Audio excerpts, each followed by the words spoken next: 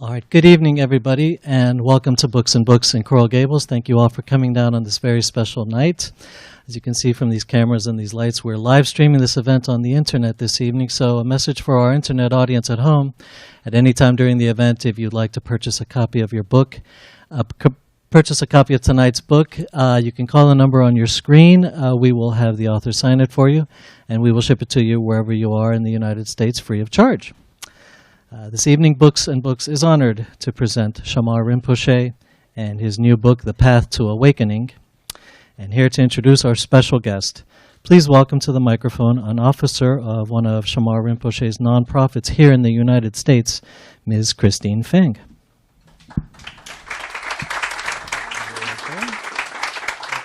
Thank you. How's that? Can you hear me? Okay. Good evening, everyone. On behalf of Shamar Rinpoche's organizations Bodhi Path and Wisdom Foundation, I'd like to thank Delphinium Books, distributed by HarperCollins, for this beautiful new edition of Shamar Rinpoche's book, The Path to Awakening. And thank you to Books and Books in Coral Gables here for hosting this wonderful event and this creative way of sharing with the rest of the world through live streaming. One item for the question and answer period. If you have a question, please just flag down Delphine, who's over here, and she'll give you a card and pen so that you can write your question down, and we'll collect them so that we can ask the questions during that period. And now for our presentation this evening. It is my pleasure to introduce the author, Shamar Rinpoche, who holds the title of the 14th Shamarpa. Shamarpa means Red Hat Lama of Tibet. In 1996, he started to organize Bodhi Path Buddhist centers, a network of centers covering many continents, which practice a non-sectarian approach to meditation. You can learn more about them at bodhipath.org. In addition, over the years, Shamar Rinpoche has founded several nonprofit organizations worldwide engaged in charitable activities such as schooling underprivileged children and promoting animal rights through his Infinite Compassion Foundation, or ICF. If you don't mind, I'd like to give you some personal flavor. I met Shamar Rinpoche in 1999 in Santa Barbara, California. What immediately struck me when I met him was that Rinpoche embodied wisdom and compassion to a degree I'd never seen before in any other person. I wanted to learn not only to be that way for my own peace of mind, but to be that type of peaceful presence for others. I believe this book, which is a lifelong study for myself, is an important part of growing in this way, especially as a Westerner first starting out in learning about meditation and then developing a deeper practice throughout the years. I have found Rinpoche's teachings invaluable. Please help me give a warm welcome to Shamar Rinpoche.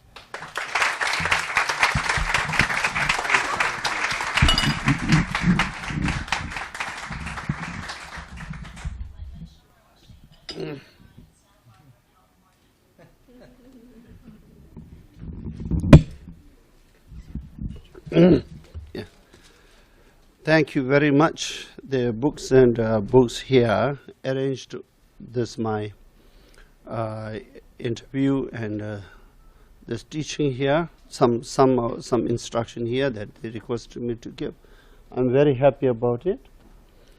I'm very happy to see you all here, and some of my close friends and many are here. I'm very, very happy. Thank you very much. I wrote this book almost 2 years before, or more than that, maybe.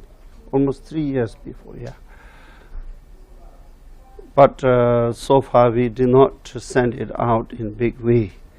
So then Delphinium publication took it, and now it's, the book is releasing it proper way. So many people are hearing it and they're getting it. So I'm very happy that book. I can see that book. The aim is achieving. You know. The people must get this book because I think this book is very necessary for people to have it, since so many for foreign countries. Foreign country means the non-Tibetans. Interest very much to learn Buddhism.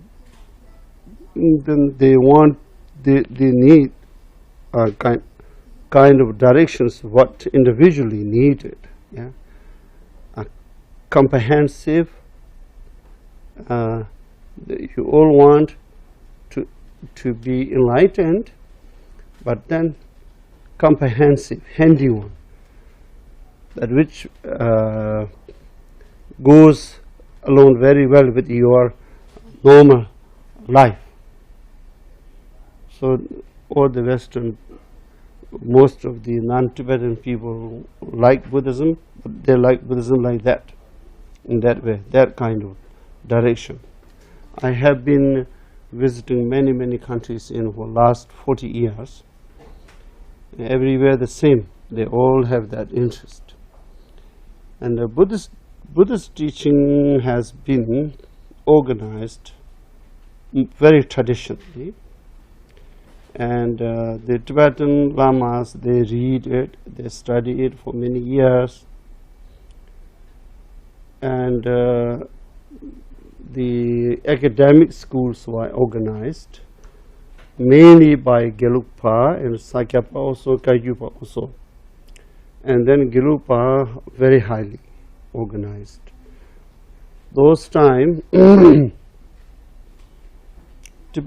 Tibetan book Buddhists were, when Buddhists were teaching in India by the Buddhist masters, somehow tradition happened that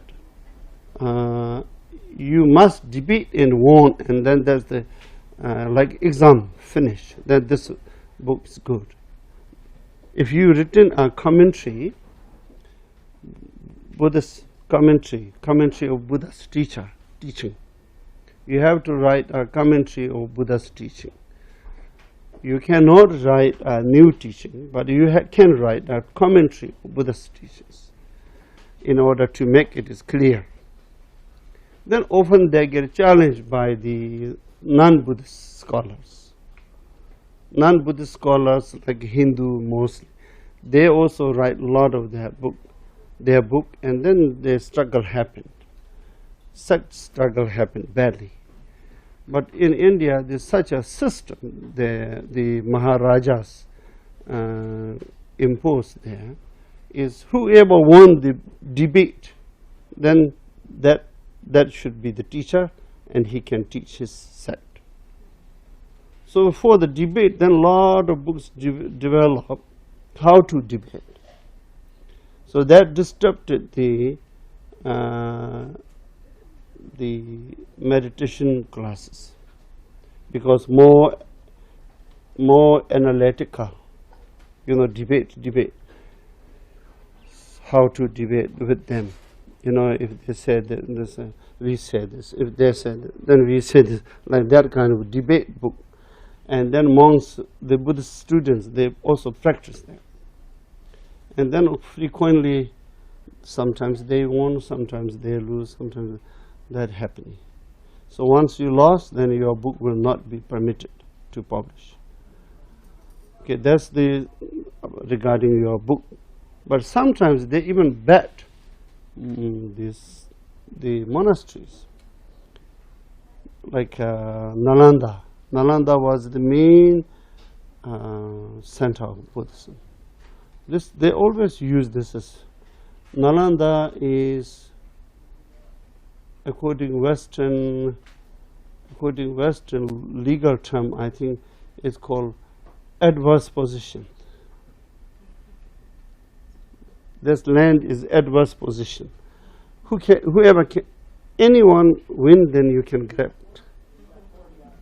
You have to win the official debate, and once you won, then you have to grab it. So, well, the Hindu are very good scholars, but never managed. So it's a good sign, yeah. Until now, they never managed. Anyway, so that kind of schools are very good to preserve the Buddhist teachings, but not good for meditation. Meditation, then you don't need a debate for meditation. So systematic teaching is required. Still, many of the Buddhist academically organized centers study the same way, not so much meditation way. Still, it's not. And there are meditation center we have in the Himalaya countries, but mostly ritual. It's connected to Vajrayana. Yeah? Of course, it is authenticated meditation, but it is Vajrayana kind of practitioner who really stop doing everything and then do in the room. Maybe within 10 years, 15 years, you can be successful. For lay people, there are a lot of teachings that given by Buddha, how the lay people can meditate while you have work. You have to take care of families, wealth, business, many things you have. So while you are doing that, how to do meditation? There are meditations like that. But in the mid-century time, nuns community,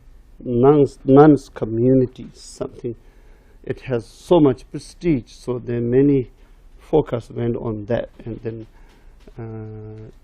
public lay people, teaching to the lay people was underestimated. The importance was underestimated. But teaching is there. This Lojong practice is mainly organized by the masters that everybody can engage in, and you can be enlightened. Lojong is very convenient for everyone. Lojong, first part of Lojong will develop the tranquility in the mind, happiness. First part, which is very, very initial part, preliminary. As far as concerned about the higher level meditation for enlightenment, these are the preliminary. But currently, you get a lot of benefit. It develops the peace in the mind very much. You know, there are quite a number of methods were arranged one by one. The first one is concentration on breath. Concentration on breath is mainly to reduce, to have control on your thoughts. When you don't want control your thought will be normal, thinking a lot. But if you want control, then you can control. So this will develop the skill to control your thoughts. And as much as you could control your thought, then the tranquility will develop in the mind, tranquility, peace. And again, then that tranquility level of meditation can be spoiled by grasping on it. Therefore, there are methods not to be grasped, not how to control that you grasping it, to control that. There are sequence of the meditations.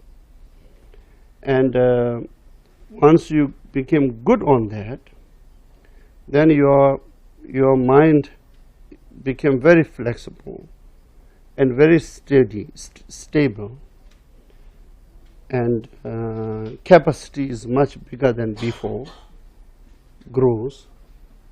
So with that mind, then you can do other meditations. So you will have a lot of excitement and enjoyment and happiness, because result is quickly receiving one after other. Yeah, you will finish some. You did the meditation. Unexpectedly, are you something happening good way, and you will enjoy it, and that encouraged you to go through. You will not stop it. You will go through constantly. So, being consistent, the result is even quicker. Yeah. So then again, when you get a second result, then you are so excited. Yeah. Then you have no difficulties to go into the third level, because you see it clearly. Eye is open. So you go through. And that way, the preliminary meditation will be accomplished quickly.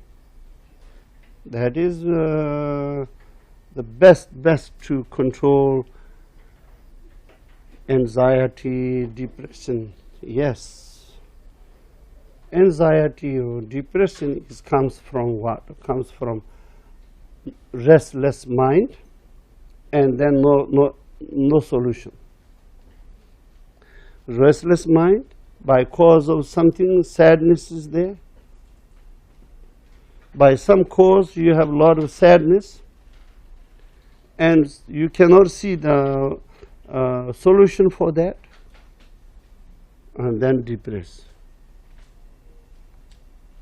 So if you see the solution, then you will not, because hopeful. Yeah. So no solution. It is true. When you suffer, then you see there is no solution. It is nature.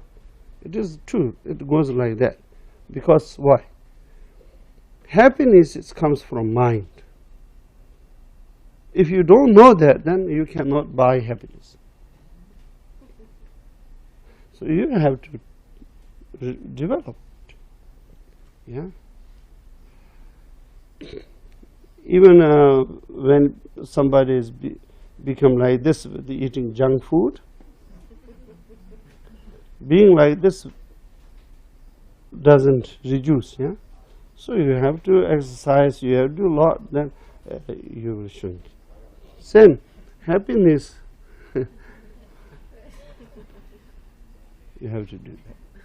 So this book, up to certain level, is normal, and normal meditation. Normal means below enlightenment. Yeah, but great for according now. It is a great according at present my situation of our mind. At present is consistently no peace. Yeah, no peace. Even you go in a nice place, no noise. Oh, peace. You have a peace. That peace is only just free from the noisy peace, but still, mind is invisibly noisy. There's emotion, lot there. So mind is unhappy. No one has deep happiness. Yeah. The king of Bhutan did say that growth of a nation's happiness. Yeah. King of Bhutan got even a prize for his growth of a nation's happiness. I think his happiness is calculating by Bhutanists. They play a lot of archery and singing lot, picnic lot. Yeah, picnic. They do a lot of picnic, Bhutanese people. But compared to normal, maybe they are a little happier. But if you go into the individually, no, they are not that happy. No, they are not at all. They always sigh. Why? Children are not doing well. Parents are not in good health. And what to do, business, or how to make money. I have so much worry. No, not that happy. That happy. Well, when they get trouble, they go to retreat to do meditation. There are many Buddhists, they do that. They have something to do. That part, yes. So they when they are helpless, then they think, or go to retreat and meditation. So, jumping over the window is not there. Yeah, like a big city like Thailand, then many people jumping out of the window because no solution. They don't find the solution. Then they can't bear this mental suffering. And then they jump. Yeah? But there, the last happen time, then they go to meditation in the retreat, in the mountain. There are many small, they call samkang. In Bhutan, in the rocks, there are many houses that people can go to do meditation. They can go. And once they go there to do meditation, some friends, family, they always send food. And then they learn meditation from Lama, and yes, that they do. Maybe he means that growth of nations happiness. Anyway, happiness comes from mind. If mind is peace, mind has tranquilities, then that happiness cannot be rid away. Because who is suffering? Mind is suffering. Who is happy? Mind is happy. So mind, to make mind is happy, how? How do you? Eating good food cannot make happy. Chatting friends together for some time, then again it will not be there. Yeah? How rich someone is, there is no happiness. He can try everything, but no. As long as mind is not happy, then happiness is not there. So you have to develop the happiness in the mind. You have to develop the skill of the mind, how to do that. So this mind training meditation is written, organized by the great successful meditator Chekawa, and his lineage come through many humble practitioners and still going on. So I wrote, I try my best to written comprehensively, clearly for the non-Tibetan people. And I think if one follow this, you will have maximum result within short time. Maximum result within short time means 1 year, 1.5 years, sure you will have good result. Once you have one result, then that result give you so much satisfaction, and then that will lead you. It will encourage you to go for the second steps. Then second steps, of course, the same way to third steps. So here, as I told you, first part meditation, the breathing, counting breath. You use the breath to count, so you concentrate on it. There is a way how to concentrate, so you need some teacher's instruction for that. When you are successful on counting the breathing, exhale, inhale, then you will be able to do 100 times comfortably, 100 times with quality. Means you know your mind is clearly concentrated on it. You know your mind is not driving away by anything. So you will know it. You will clearly, you can watch on it. Mind can watch your mind. You will be able to do that. One beginning time you can only do with quality 21 times. And then you will have a little rest. And then start again and little rest. You will accumulate in that way. After you get better and better, I'm doing short times, then it will not bring the bad habit. In a short time, good quality, and you will accumulate that, and then you can do 1 time, 100 times comfortably. And then not long after that, 300-400 times, and thousands. Then they do thousands, 1,000, 2,000. Then you will see, you will experience. Then tranquility is very big. Then mind will be so happy. Without reason, you have happiness. You will not think, oh, my mind is very happy, I might go to restaurant to drink. You will not think that. To drink alcohol. I'm so happy, excited. You will not think that. I must do this. Happiness is here. Like that. So that way then increase. And when you become good on first time, then you will be very good. Very easily you can do the other methods. You should not start the other first, because not easy. Yeah, first one, the breathing. Then the others very easy. There is one 12 link practice. Analyze on 12 link practice. That is very important. That time you will need teacher's instruction. Oral instruction is needed. It's a one important level. So you must come to me.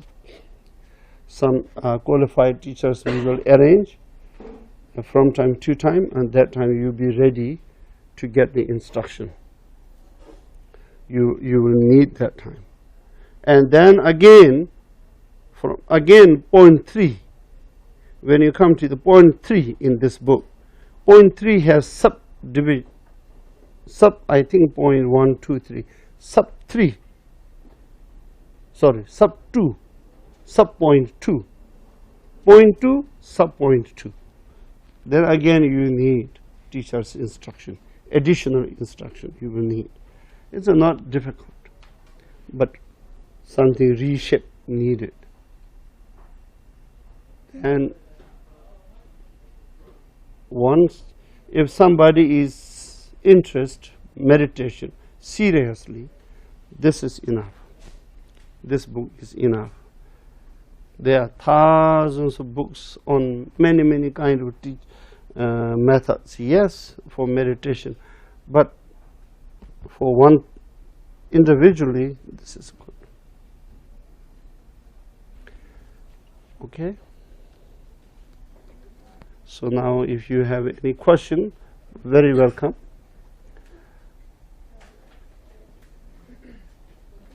So as I mentioned, if you have a question, please ask for a card and have you write down the card. Can you tell I made a mistake? Yes.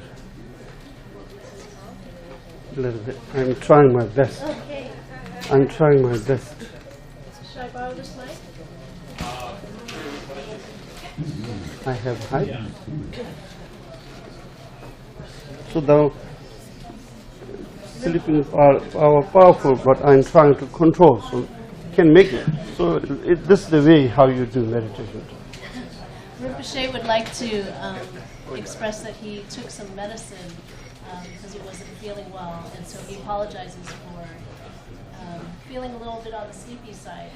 You can detect that, but you're saying it's. I have hypes. I have hypes. Then the antihistamine pill I'm taking. Then the hype is okay. But when I fly long time, then not sleeping well, and one of my doctor in Germany gave me a sleeping pill. This is very similar each other. So In the car, I took that medicine. I thought that one. And when I come out of the car, then already like this. So, when I'm talking to you, I'm trying to control my mind now. So, okay, yeah?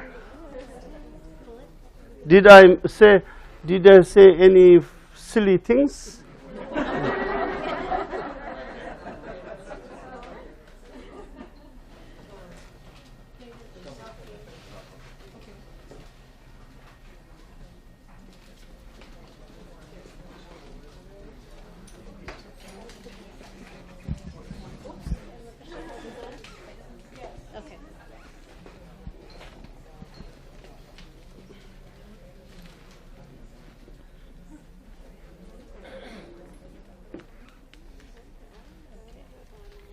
So, Rinpoche, first question is, you said we could reach the first level of meditation in 1 year, but that means practicing how often or for how long every day?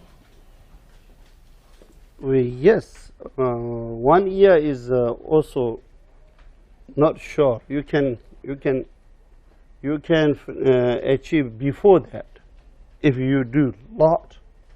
It's just training. So when you do lot many times, you get quicker. Sometimes, like a stream water. Yeah. If you watch the movement of the water and just watch, that's only. Let it be like baby. Watching the watch and then listen the sound. That also like what do you call? Make quicker result. From time to time, if you do that, it make quicker. You do normal the meditation, yeah. Breathe in, breathe out, counting meditation. But sometimes watch on the stream, not ocean. Not ocean. The wave is too strong. The stream, yeah, nice stream.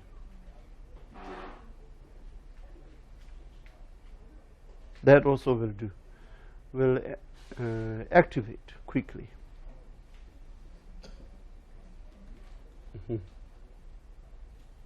have another question, which is, how do you know when you have reached enlightenment? Enlightenment is very far away. These are the basic meditation. Enlightenment is, yes, you develop from that. Enlightenment, you will know when you are enlightening a little bit, then you know how much to be enlightened. Then you know, you already see it. Oh, would you repeat? First enlightenment is like dawn, morning dawn, yeah? In the morning, dawn. Morning dawn, light. No, dawn, sorry. Dawn.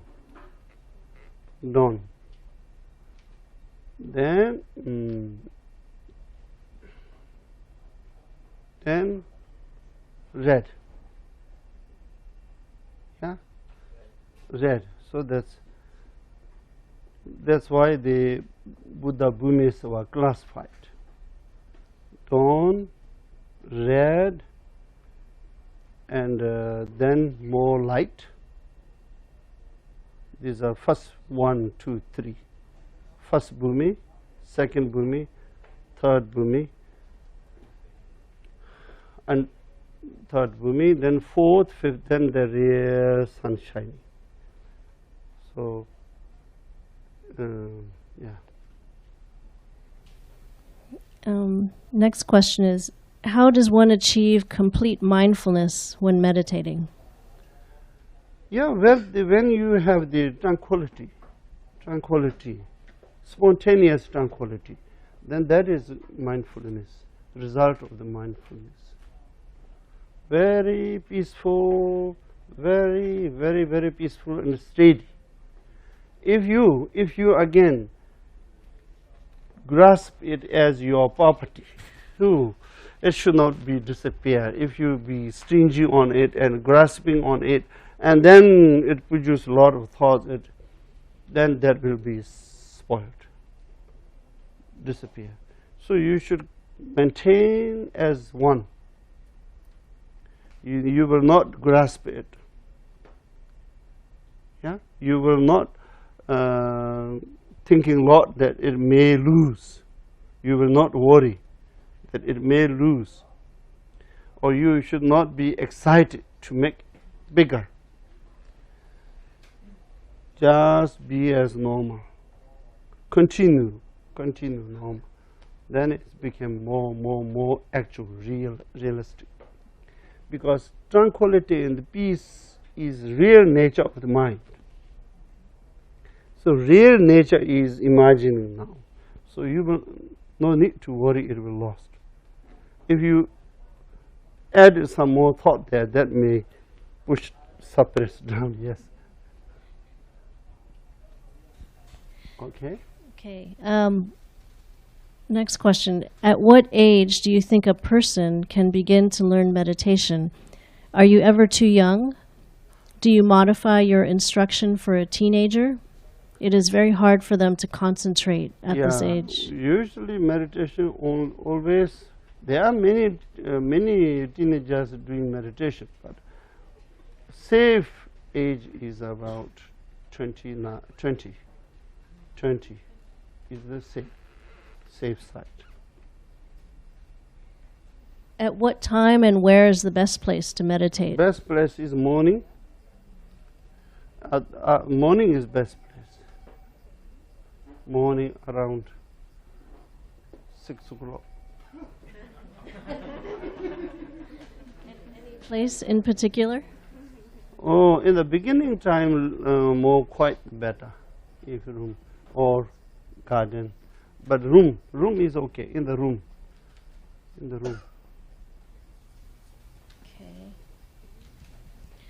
What is the difference between the mind and the ego? Ego is additional emotion of mind. Mind is basic. Then from mind you have a lot of thoughts. So ego is one of the thought, but quite negative. Yeah, negative thoughts. Mind is like ocean. All the thoughts are like wave. So ego is quite strong wave, powerful wave, and stay, doesn't go away.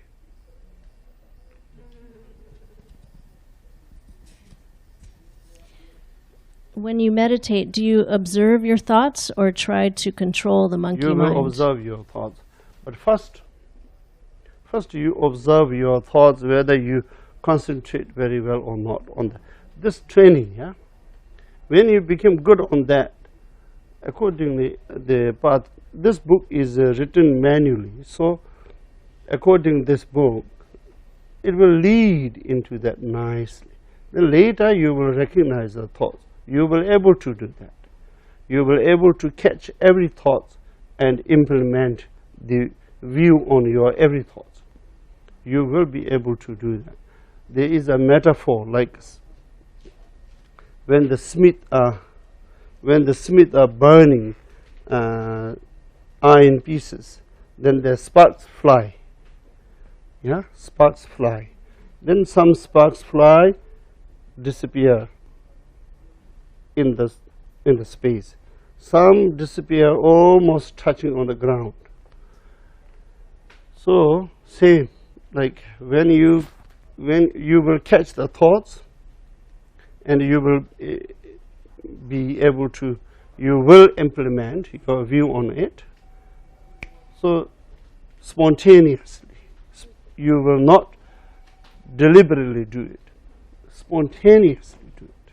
Your mind spontaneously work like that, and that's great. All the problems will be taken care by your view spontaneously. So That way you are liberating. Just a couple Yeah. more questions. How does one connect with Mahamudra practice? Mahamudra, that's what I told you, point 3 has sub 2, 1 to 2. At that time, then Mahamudra. Instruction has to be given. I made in Nepal, Kathmandu, there is a temple. 8 Lama are doing Mahamudra meditation. They keep the 253 vows. No Tibetan Lamas can keep that. No one. They are in there. So they are doing that meditation. So very renounced. And then now already 10 years ago.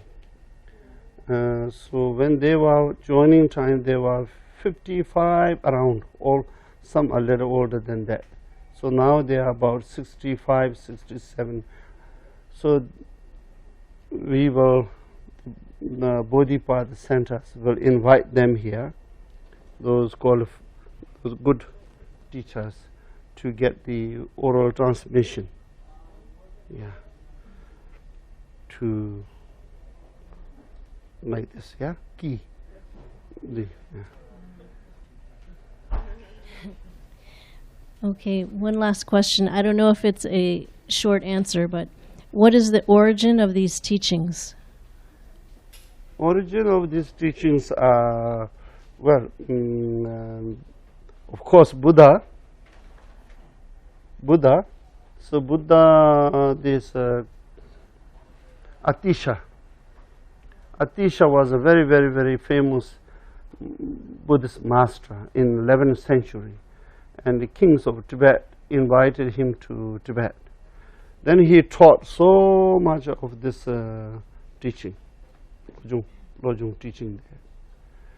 And many of the disciples note down so much of his teachings.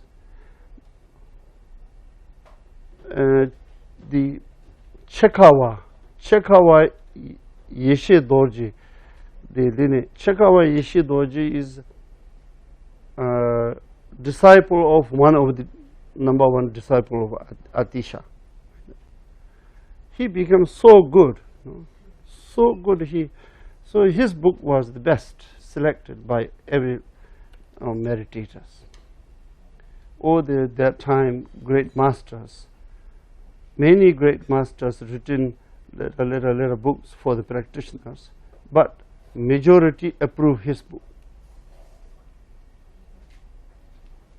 Well packed, simply arranged, but big. Actually big. Simply arranged, easy to follow. So his book was the number one. Thank you, Rinpoche. You're welcome. So, Thank you. All right, so if there are no more questions, a reminder for our internet audience at home, you still have time to call the number on your screen, purchase a copy of the book, we'll get it signed for you, and we'll get it shipped to you wherever you are in the United States for free. By the way, all of our live-streamed events are archived, so you can visit the Books and Books website, go to the link for the live streaming, and every event that's ever been broadcast from here will be archived for you to watch at your convenience. For those of you here in the house, we have the book for sale at the counter over there. You can get it signed over there, or maybe perhaps right here in this very chair.